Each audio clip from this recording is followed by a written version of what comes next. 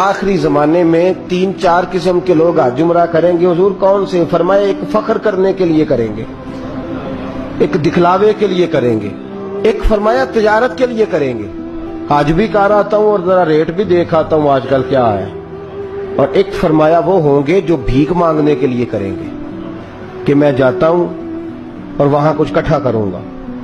فرمایا یہ سارے غلط ہیں یا اللہ یا رسول اللہ۔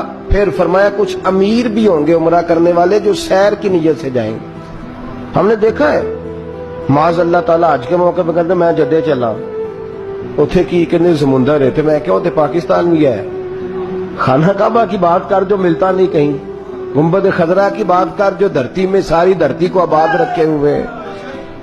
تو لوگ اس کے مقصد کو، میرے حبیب نے فرمایا کچھ لوگ ہوں گے جو خالص اللہ کی رضا کے لیے جائیں گے۔